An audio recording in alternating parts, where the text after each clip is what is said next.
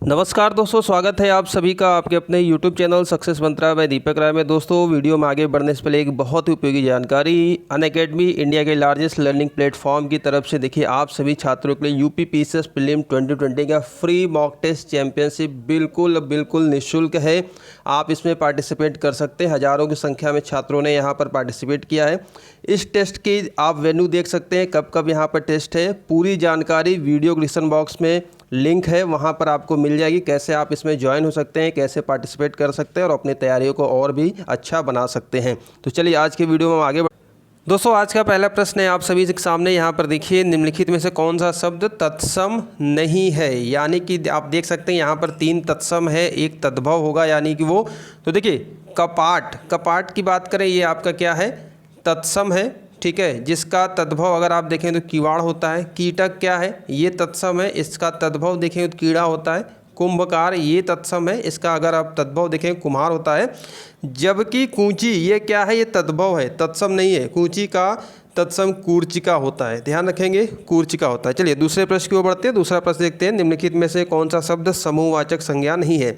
तो अर्थ के आधार पर संज्ञा दोस्तों 5 प्रकार की होती है, जिसमें अगर हम देखें तो व्यक्तिवाचक, जातिवाचक, भाववाचक, पदार्थवाचक, समूहवाचक। इन सब में देखेंगे तो दौड़ क्या है, समूहवाचक संज्ञा नहीं है। दौड़ दोस्तों क्या है, एक क्रिया है, ध्यान रखेंगे। अगले प्रश्न की ओर बढ़ते हैं। निम्नलिखित में से कर्मवाच्य वाला वाक्य चुने। इनमें से कौन सा वाक्य कर्मवाच्य वाला है। तो कर्मवाच्य, कर्चवाच्य, भाववाच्य, यहाँ से प्रश्न आपके बनेंगे। कॉन्सेप्ट बिल्कुल क्लियर रखिएगा। यहाँ पर देखिए, बिल्ली के हाथों चूहा मारा गया, यहाँ पर क्या हो रहा है, कर्मवाच्य वाला ये वाक्य है। अगले प्रश्न की ओर बढ़ते हैं। अगला प्रश्न यहाँ पर देखते हैं, से के द्वारा किस कारक का प्रसर्ग है। तो दोस्तों कारक 8 प्रकार के होते हैं हिंदी में, और सभी की विभक्तियाँ आपको याद होनी चाहिए। कर्ता ने कर्म को करण से, संप्रदान को के लिए अपादान संबोधन हे अरे हो। तो इस प्रकार से यहाँ पर देखते हैं, तो यहाँ पर क्या हो रहा है, करण से। तो ऑप्शन नंबर यहाँ पर क्या होगा, ऑप्शन नंबर बी करेक्ट हो जाएगा। अगला प्रश्न देखते हैं, निम्नलिखित शब्दों में निपात का उदाहरण कौन सा है। यहाँ पर फ्रेंड्स आप सभी को बताना है कि निपात, पहले तो आप लोग निपात की परिभाषा समझिए। निपात क्या होता है, एक अव्यय होता है जो किसी शब्द या पद के बाद जुड़कर उसके अर्थ में एक विशेष प्रकार का बल देता है, जोड़ देता है, बल देता है। अगर यहाँ पर देखिए तो यहाँ पर कहा जा रहा है ठीक है। ठीक क्या है, अगर आपसे कहा जाए ठीक 7 बजे आपकी क्लास होगी, तो एक प्रकार से हम यहाँ पर आपसे बल दे के बोल रहे हैं ठीक 7 बजे, ठीक है। तो इस प्रकार से यहाँ पर ये क्या है, ऑप्शन नंबर ए करेक्ट है। अगला प्रश्न देखिए, क्रियापरक व्याकरणिक कोटि चिन्हित कीजिए। प्रश्न है आपसे पूछा जा रहा है, क्रियापरक है, व्याकरणिक कोटि चिन्हित कीजिए। इनमें से दोस्तों क्या हो जाएगा, ये देखिए कारक है, ठीक है। कारक क्या है, क्रियापरक व्याकरणिक कोटि, यहाँ पर ये इसका जो सही जवाब हो जाएगा। अगले प्रश्न की ओर बढ़ते हैं। प्रतिघात का अगर हम अर्थ देखें दोस्तों क्या होगा, प्रतिघात यानी चोट के बदले चोट। ऑप्शन नंबर ए करेक्ट हो जाएगा। और हिंदी की बहुत सारी वीडियोस मैंने आप लोग के लिए बनाई हैं, पूरी प्लेलिस्ट क्रिएट है। आप नीचे हमारे डिस्क्रिप्शन बॉक्स में जाएंगे, वहाँ पर प्लेलिस्ट का मैं लिंक दे दूँगा।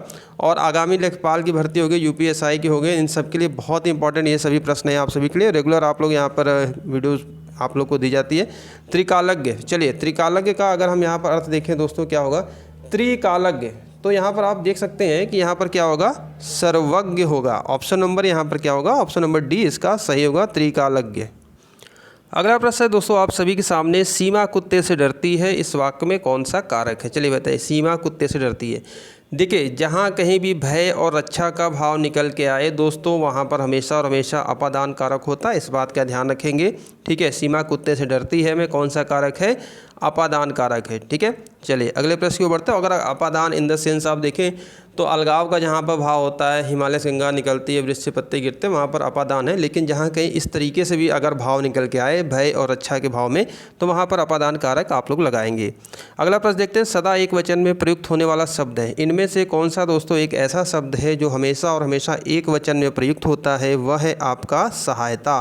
पौधा का पौधे हो जाएगा, पुस्तक का पुस्तकें, लड़का का लड़के, तो हमेशा हमेशा सहायता एक वचन में ही आपका प्रयुक्त होता है।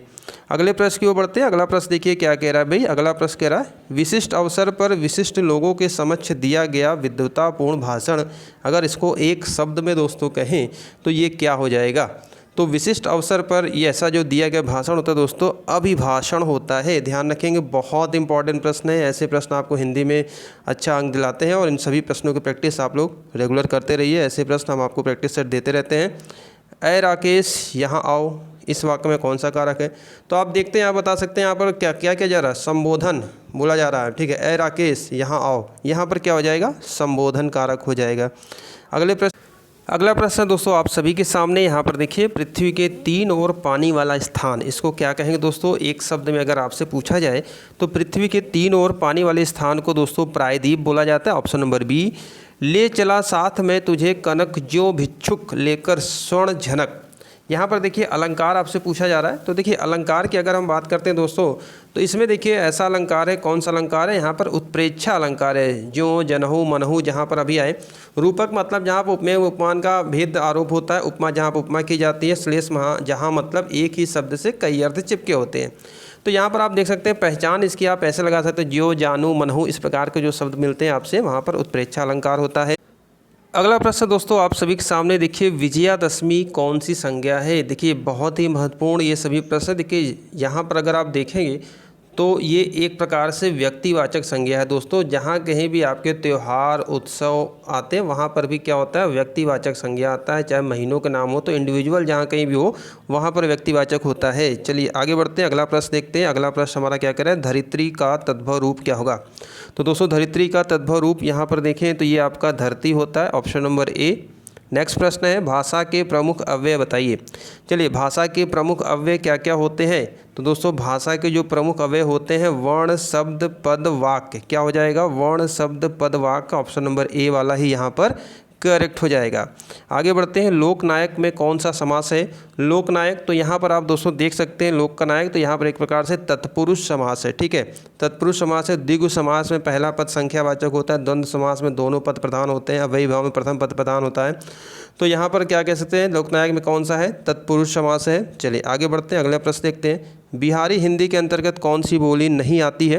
तो दोस्तों बिहारी हिंदी के अंतर्गत दिए गए इनमें से अगर हम देखेंगे तो ये आपका अवधी, अवधी नहीं आती है। अवधी कौन सी बोली के अंतर्गत आती है भाई? पूर्वी हिंदी के अंतर्गत, अवधी, बघेली, छत्तीसगढ़ी, ठीक है। हिंदी वाक्य में पद क्रम किस प्रकार का होता है? दोस्तों अगर देखें तो हिंदी वाक्य में जो पद का क्रम होता है ये किस प्रकार में होता है? पहले क्या होता है, कैसे होता है? यहाँ पर आप देख सकते हैं पहले जो क्रम होता है, कर्ता, कर्म, क्रिया। ऑप्शन नंबर ए यहाँ पर करेक्ट हो जाएगा। अगला देखिए, मोहन अपने कार्य में दक्ष है, रेखांकित शब्द का सही विकल्प चुने। तो यहाँ पर देखिए दोस्तों ये दक्ष है, इसका सही विकल्प इनमें से क्या होगा? दक्ष का मतलब यहाँ पर जो सुटेबल अगर आप देखोगे तो यहाँ पर क्या होगा, प्रवीण होता है, ठीक है। नेक्स्ट प्रश्न की ओर बढ़ते हैं। मोहन उठकर बाहर आओ, फूल ले आओ। इस वाक्य में बाहर किस प्रकार का शब्द है? तो दोस्तों देखिए जो बाहर है यहाँ पर आपसे कहा जा रहा है, बाहर क्या है, बाहर एक अव्यय है, ठीक है। ना संज्ञा है, ना विशेषण है, ना क्रिया विशेषण है, ये क्या है, एक अव्यय है। आगे बढ़ते हैं। सब कुत्ते एक साथ दौड़ रहे हैं, इस वाक्य में कौन सा विशेषण है? चलिए बताइए। सब कुत्ते एक साथ दौड़ रहे हैं, तो यहाँ पर अगर आप देख रहे हैं सब कुत्ते, अब आपको नहीं पता है कि 2 कुत्ते, 3 कुत्ते, 4 कुत्ते, 10 कुत्ते हैं, तो यहाँ पर ये क्या हो जाएगा, एक अनिश्चित संख्यात्मक हो जाएगा, ठीक है। यहाँ पर क्या होगा, अनिश्चित संख्यावाचक हो जाएगा। तो यहाँ पर आपका सही जवाब हो जाएगा अनिश्चित संख्यावाचक, ये आपका विशेषण हो जाएगा, ठीक है। नेक्स्ट प्रश्न की ओर बढ़ते हैं। अमीर खुसरो की रचनाएं किस बोली में रचित है? तो दोस्तों अमीर खुसरो खड़ी बोली के जनक माने जाते हैं। इनका जन्म स्थान कासगंज पटियाली है, ठीक है। पहले एटा था, फिर बाद में या जब नया जिला बना कासगंज, इस एरिया में चला गया, ध्यान रखेंगे कासगंज पटियाली। और ये खड़ी बोली के जनक भी माने जाते हैं। चलिए, और खड़ी बोली को आप कौरवी बोली के भी नाम जानते हैं, ठीक है, यहाँ पर ध्यान रखेंगे। नेक्स्ट प्रश्न की ओर बढ़ते हैं। अगला प्रश्न देखते हैं। हंसी का तत्सम शब्द क्या है? हंसी, हंसी का दोस्तों अगर हम तत्सम शब्द यहाँ पर देखें तो क्या हो जाएगा भाई, हंसी का आपका होता है हास्य होता है। क्या हो जाएगा, ऑप्शन नंबर डी यहाँ पर करेक्ट हो जाएगा, ठीक है। चलिए नेक्स्ट प्रश्न की ओर बढ़ते हैं।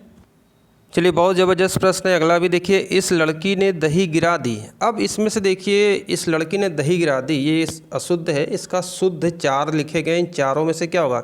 तो आपको पता है कि दही क्या होता है भाई, दही कौन सा लिंग है, पुल्लिंग होता है, दही खट्टा होता है। तो इस प्रकार से यहाँ पर आप देखेंगे तो इस लड़की ने दही गिरा दिया, ऑप्शन नंबर ए यहाँ पर करेक्ट हो जाएगा। चलिए अगला प्रश्न देखते हैं।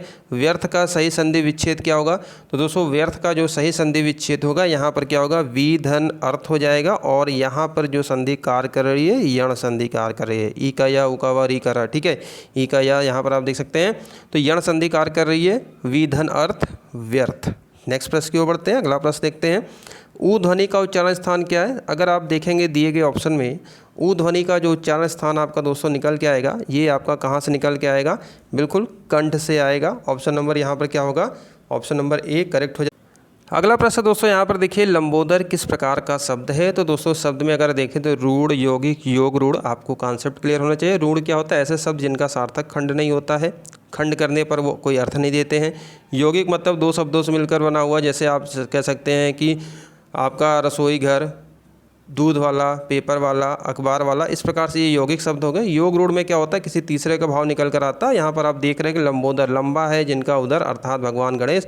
तो जहाँ कहीं भी आपको बहुव्रीहि समास का अर्थ निकल के आए वो सीधे सीधे आप योग रूढ़ कह सकते हैं। ठीक है, आगे बढ़ते हैं। कृष्णार्जुन युद्ध किसकी नाट्य कृति है। चलिए यहाँ पर देखिए लास्ट प्रश्न है। कृष्णार्जुन युद्ध बहुत ही ये मशहूर है, नाट्य कृति है, और ये मशहूर लेखक है, रचनाकार कह सकते हैं माखनलाल चतुर्वेदी। ठीक है, तो दोस्तों ये थे टॉप 30 हिंदी के आपके क्वेश्चन, और क्वेश्चन का लेवल भी आप देख रहे हो कैसे कैसे क्वेश्चन आपको यहाँ प्रैक्टिस कराई जा रही है। तो चैनल पर नए चैनल जो सब्सक्राइब करिए, बेल आइकन को प्रेस करिए। ऐसी उपयोगी वीडियोस आप लोग को आगामी एग्जाम, लेखपाल की बात हो गई, यूपीएससी की बात हो गई, अन्य भर्ती एग्जाम के लिए हिंदी ये बहुत इंपॉर्टेंट है।